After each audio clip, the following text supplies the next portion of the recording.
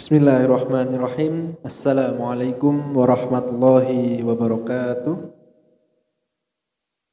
Hamdan wa syukran lillahi wahda wassalatu wassalamu ala man la nabiyya ba'da wa ala alihi wa man tabi'ahu bil huda ila yaumil qiyamah, amma ba'du. Pertama-tama kami dari DKM Masjid As-Sofia mengucapkan ahlan wa sahlan, selamat datang kepada para jamaah. Terima kasih telah memilih Masjid As-Sofia sebagai tempat pelaksanaan sholat isya dan insya Allah akan dilanjutkan dengan sholat tarawih secara berjamaah pada malam hari ini. Yang kedua, sebelum penceramah kultum Ramadan naik ke atas mimbar, ada beberapa pengumuman yang ingin kami sampaikan. Akan tapi sebelumnya kami himbau kepada para jamaah yang membawa alat komunikasi, mohon untuk alat komunikasinya disilentkan atau dinonaktifkan terlebih dahulu demi kekhusyuan sholat berjamaah kita. Dan bagi jamaah yang di depannya terdapat keropak, mohon bantuannya untuk menjalankannya. Bagi jamaah yang ingin menunaikan zakat, infak, dan sodakoh, bisa melalui Masjid As-Sofia dengan cara menghubungi kami atau datang ke kantor sekretariat DKM Masjid As-Sofia.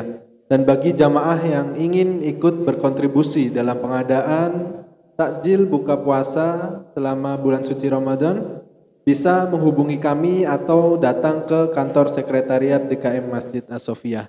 Pengumuman selanjutnya yaitu mengenai kultum Ramadan yang bertindak pada malam hari ini, yang terhormat Al-Ustadz Dr. Kiai Haji Ibdal Syah MA. Alhamdulillah beliau sudah berada di tengah-tengah kita. Dan yang bertindak sebagai imam yang terhormat Al-Ustadz Ahmad Rifai MEI. Dan untuk jumlah keropak pada malam kemarin sebesar Rp904.000. Semoga amal infak sodako para jamaah sekalian diterima oleh Allah Subhanahu wa taala, dilipat gandakan rezekinya serta diberi kesehatan selalu.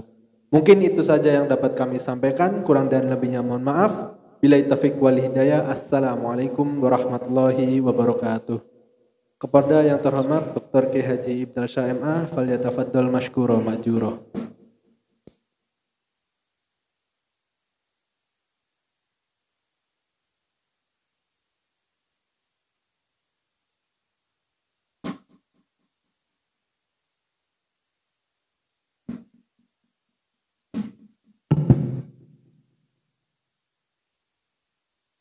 Assalamualaikum warahmatullahi wabarakatuh. Alhamdulillahirabbil alamin. Wassalatu wassalamu ala asyrafil anbiya'i wal mursalin wa ala alihi wa ashabihi ajmain. Jamaah tarawih yang dirahmati oleh Allah. Alhamdulillah kita bersyukur pada Allah Subhanahu wa taala pada malam hari ini masih diberikan oleh Allah kesempatan untuk beribadah kepadanya, menunaikan salat isya berjamaah serta kita lanjutkan dengan salat tarawih nanti insyaallah. Selawat dan salam kita turkan, kita sampaikan buat junjungan kita Nabi besar Muhammad sallallahu alaihi wasallam. Jamaah dirahmati oleh Allah, pada pertemuan malam kemarin telah disampaikan oleh Dr. Ahmadi Usman tentang bagaimana nilai daripada karunia Allah kepada kita, yaitu Al-Quranul Karim. Bagaimana kita seharusnya berinteraksi dengan Al-Quranul Karim sehingga betul-betul Al-Quran itu menjadi rahmat, menjadi karunia yang kita syukuri. Karena Allah menyatakan, auzubillahi minasyaitonirrajim, Syahrul Ramadan alladzi unzila fihi al-Qur'an. Pada bulan suci Ramadan inilah diturunkannya Al-Quran. Ujung daripada ayat tersebut adalah la'allakum tashkurun, agar kamu menjadi hamba Allah yang bersyukur. Ada sebuah kitab yang ditulis oleh Imam Nawawi Ad-Dimashqi. Karena Imam Nawawi itu ada dua yang terkenal. Pertama adalah Imam Nawawi Ad-Dimashqi, orang Damaskus, Suriah yang sekarang sedang bergejolak. Memang dari negeri Syam tersebut banyak sekali ulama-ulama besar. Ya, termasuk salah satunya adalah Imam Nawawi yang telah mengarang kitab yang sering dipelajari di masjid-masjid, kitab Riyadhus Shalihin. Kalau dalam kitab hadisnya Syarah Sahih Muslim. Kalau kitab fikih yang jarang dipelajari karena saking tebalnya, yaitu adalah Al-Majmu', ya, Syarah Muhazzab. Jadi kitab beliau namanya Al-Majmu', itu kitab fikih lengkap dengan dalil-dalilnya dalam mazhab Syafi'i. Dan kemudian juga ada kitab namanya kitab berkaitan dengan zikir-zikir Al-Azkar An-Nawawi. Tapi yang paling sering dihafal adalah Arba'in An-Nawawiyah, 40 hadis Imam Nawawi, hadis-hadis pilihan. Kalau beliau telah termasuk kategori Al-Hafiz. Dalam ilmu hadis, kalau seseorang itu bergelar Al-Hafiz, maknanya dia telah menghafal 300.000 hadis dengan sanad-sanadnya. Ini menandakan begitu luar biasa cerdasnya beliau. Dan salah satu kitab tipis yang beliau tulis namanya Al-Bayan fi Adabi Hamalatil Quran. Jadi penjelasan tentang adab bagaimana bagi seseorang yang memikul Al-Quran di pundaknya atau di dalam hatinya. Di dalam bab pertama dijelaskan tentang fadilah tilawatil Quran wa hamalatihi. Dan diawali dengan surah Fatir ayat 29-30. A'udzubillahi minasyaitonirrajim. Bismillahirrahmanirrahim. Innal ladzina yatluna kitaballahi wa aqamus salata wa anfaqu mimma razaqnahum sirran wa alaniyah yarjuna tijaratan lan tabur liwaffiyahum ujurahum wa yazidahum min fadlih innahu ghafurun syakur.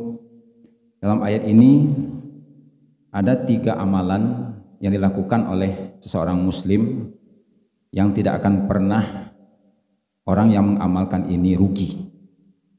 Disebut oleh Allah tijaratan lan tabur. Yarjuna tijaratan lan tabur. Mereka mengharapkan sesuatu perniagaan yang tidak akan pernah rugi selama-lamanya. Karena digunakan dalam bentuk fi'il mudhari yang maknanya adalah hari ini dan seterusnya, tidak akan pernah rugi. Yang pertama adalah innal ladzina yatluna kitaballah. Orang yang senantiasa membaca kitabullah. Maksudnya Al-Qur'anul Karim.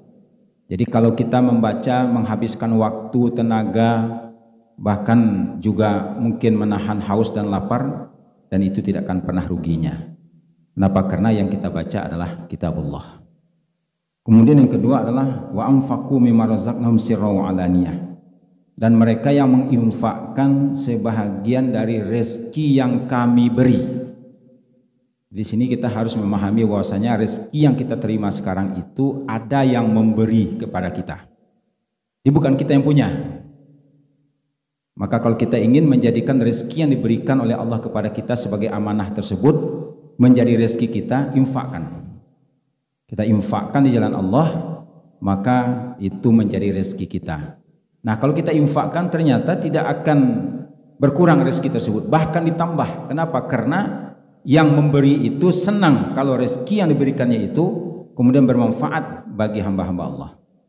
Makanya jangan sekali-kali kita menahan, ya, mencintai harta yang kita miliki itu sehingga kita menahan, ya, menjadi orang yang bakhil, orang yang pelit.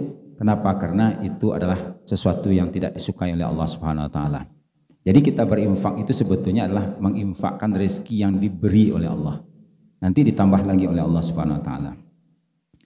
Kemudian yang berikutnya adalah wa aqamus shalah, yaitu orang yang senantiasa melaksanakan salat, itu juga tidak akan pernah rugi. Nah, di sini beberapa hadis akan kita sampaikan secara ringkas. Pertama adalah hadis Utsman bin Affan yang diriwayatkan oleh Imam Bukhari dalam kitab sahihnya. Qala Rasulullah SAW, khairukum man ta'allamal Qur'ana wa 'allamahu. Orang yang terpilih, orang yang terbaik di antara kamu sekalian adalah orang yang mempelajari Al-Quran dan mengajarkan Al-Quran. Karena Al-Quran ini adalah kalamullah, firman-firman Allah yang melebihi segala ucapan-ucapan manusia. Tidak satu pun kalam manusia yang dapat menandingi kalamullah. Dan kalamullah ini diturunkan pada bulan yang penuh dengan kemuliaan, bulan suci Ramadan. Di malam hari yang penuh dengan kemuliaan juga, malam Lailatul Qadar. Kepada manusia yang paling mulia di muka bumi ini, Nabi Muhammad SAW. Dan dibawa oleh utusan Allah yang paling mulia di antara para malaikat, malaikat Jibril alaihissalam. Sehingga ketika ada orang yang berinteraksi dengan Al-Quran, maka dia menjadi hamba Allah yang terbaik dibandingkan dengan hamba Allah yang lainnya. Itu hadis yang pertama. Kemudian hadis yang kedua, Rasul mengatakan, alladzi yaqra'ul Qur'an wa huwa mahirun bihi ma'al safaratil kiramil bararah. Seseorang yang membaca Al-Quran dan dia mahir, maksudnya lancar, dan dia mengerti tajwidnya, makharijul hurufnya, sifatul hurufnya, dia baca dengan sempurna, maka dia nanti bersama dengan as-safaratil kiramil bararah, bersama dengan para malaikat-malaikat yang mulia. Walladzi yaqra'ul Qur'an wa huwa yata'ta fihi wa huwa 'alaihi syaqun lahu ajrani. Rahul Bukhari. Dan bagi orang-orang yang membaca Al-Quran itu ada kesulitan. Jadi kesulitan itu bukan dia inginkan, tetapi memang ada masalah di mulutnya, di lidahnya. Ya, seperti Nabi Musa itu kan ada sedikit masalah, ya, sehingga ucapannya itu kurang jelas. Nah, ada juga orang yang membaca Quran itu berat lisannya, jadi dia ada kesusahan. Tetapi ternyata Rasul mengatakan bagi dia itu ada dua pahala, lahu ajrani, pahala dia susahnya itu dan pahala dia membacanya itu. Jadi justru dilipat gandakan oleh Allah. Tapi tentu yang kita pilih adalah yang pertama tadi. Dan orang-orang yang membaca Al-Quran ini dilipat gandakan oleh Allah pahalanya, sampai Nabi mengatakan begini, man qara'a harfan min kitabillahi ta'ala falahu bihi hasanatun wal hasanatu bi asyri amsalihha la aqulu alif lam mim harfun walakin alif harfun walam harfun wa mim harfun. Hadis ini diriwayatkan oleh Imam At-Tirmizi, ya, hadis hasan sahih. Jadi barang siapa yang membaca satu huruf dari kitabullah, satu huruf, dia mendapatkan satu kebaikan, hasanah disebutnya, tetapi kemudian Allah lipat gandakan menjadi 10 kali lipat. Maka ketika ada orang membaca alif lam mim, alif dapat 10, lam dapat 10, mim dapat 10, jadi 30 hasanah dia dapatkan hanya dengan membaca alif lam mim. Makanya kalau kita menjadi imam, ingin simpel dan praktis, hanya mencukupkan mendapatkan pahala 30 saja. Setelah baca Al-Fatihah, ya, bacalah, ya, Bismillahirrahmanirrahim, alif lam mim, Allahu akbar. Ya, nanti pada rakaat kedua setelah waladhdallin amin, Bismillahirrahmanirrahim, Yasin, dapat 20, ya. Kurang dikit lah. Nanti pada rakaat berikutnya kita baca, ya, Bismillahirrahmanirrahim, Nun, ya, dan dapat 10 itu. Lumayan lah gitu kan, ya. Jadi kita diberi keringanan, ya, tapi karena hati kita pengen lebih, makanya kan kita membaca lebih daripada itu. Dibayangkan kalau satu hari kita membaca satu halaman saja, coba hitung hurufnya berapa, satu halaman kali 10. Ini di luar bulan suci Ramadan. Kalau dalam musim Ramadan itu lebih lagi daripada itu.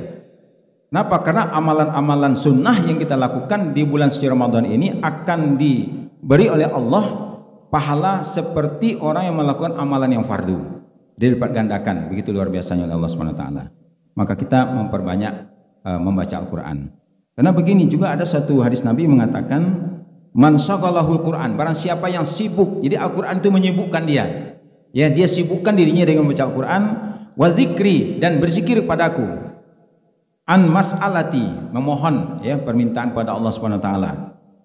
A'taituhu afdhala ma u'tiyas sa'ilin, dan aku akan beri kepada orang tersebut apa yang terbaik yang diminta oleh orang-orang yang soleh, yang suka berdoa, yang meminta kepada Allah. Kita tidak meminta sebetulnya, tetapi justru karena kita sibuk membaca Al-Quran, sibuk berzikir pada Allah Subhanahu wa taala, justru Allah berikan yang terbaik yang diminta oleh ahli-ahli doa. Ya, as-sa'ilin itu orang yang senantiasa memohon pada Allah Subhanahu wa taala. Kenapa? Karena wa fadlu kalamillah subhanahu wa ta'ala ala sairil kalam fa fadlillahi ta'ala ala khalqi. Dan keutamaan kalam Allah Al-Quran itu dibandingkan dengan kalam-kalam yang lain seperti keutamaan Allah dibandingkan dengan makhluknya. Nah, jadi ini luar biasanya Al-Quranul Karim. Nah, kemudian pada hadis yang berikutnya, di dalam kehidupan ini ada yang dilarang, ya, yaitu adalah mempunyai sifat hasad, sifat dengki.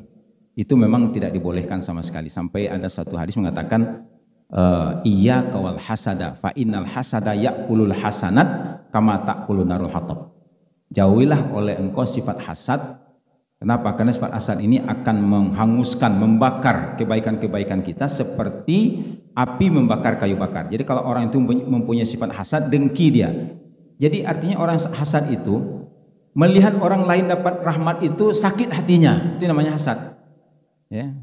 Sehingga ada orang mengidentikan dahulu ya. Ya, kalau di Sumatera Barat itu ada kereta api. Kereta api itu tidak seperti kereta api yang sekarang ya. Dia melewati tebing-tebing ya. Jadi kelihatan apa namanya itu? Kayak susah banget gitu. Ya. Makanya kan bunyinya kan apa? Ya, ada bunyinya, ada artinya gitu kan. Nah, jadi orang mengidentikan begini.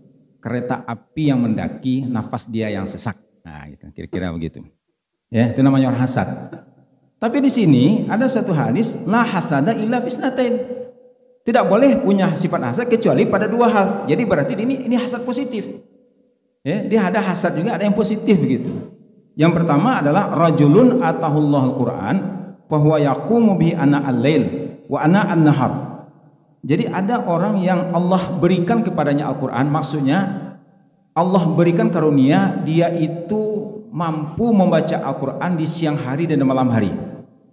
Karena itu tidak mudah, ya, tidak mudah. Kita boleh merasakan diri kita sendiri begitu kan, baru satu halaman udah mata itu sudah sangat berat sekali. Ya. Dan ada orang, makanya kita minta kepada Allah, Allah marhamna bil Quran, ya. Rahmatilah kami dengan Al-Quran sehingga Al-Quran itu mudah kita baca. Jadi ada orang yang Allah anugerahi kepadanya Al-Quran, jadi dia hafal Quran, dia mengerti Al-Quran, lalu kemudian dia baca Al-Quran di siang hari dan malam hari. Boleh kita iri hati, ingin seperti orang tersebut. Dan kemudian yang kedua, warajulun atahullahu malan fahuwa yunfiquhu ana al-lail wa ana an-nahar. Dan ada juga seseorang diberi oleh Allah harta, lalu dia infakkan di malam hari dan di siang hari. Kita kadang-kadang bertanya-tanya juga, kalau di siang hari orang berinfak, pahamlah kita. Terus kalau malam hari gimana berinfak orang lagi tidur? Ternyata terjawab sekarang, ya, yaitu SMS banking. Ya, nanti tanya ke Mas Tedo gitu kan, mana rekening yang ada di Asofia. Nanti tengah malam nanti Bapak gitu kan ambil HP Androidnya, yang di situ ada SMS bankingnya, langsung transfer. Ya, nggak usah banyak-banyak, setiap malam 1 juta saja. Ya, jadi kalau 30 malam kan cuman hanya 30 juta. Ya, jadi nggak banyak lah begitu ya. Nanti Allah lipat gandakan menjadi 700 kali lipat. Ya, disiap-siap sajalah menerima rezeki yang 700 kali lipat, jadi kali 30 juta. Ya, itu luar biasa. Baik, jadi ini hasad yang positif. Nah kemudian di hari akhirat nanti, ya di hari akhirat nanti ini ada satu hadis mengatakan begini, yuqalu li sahibil Quran, dikatakan kepada seseorang yang sahibul Quran itu orang yang suka baca Quran itu sahibul Quran namanya. Ya, Iqra, kamu baca. Wartaqi, naiklah derajat engkau. Waratil kama kunta turatal fid dunya fa inna manzilataka inda akhir ayatin taqra'uha.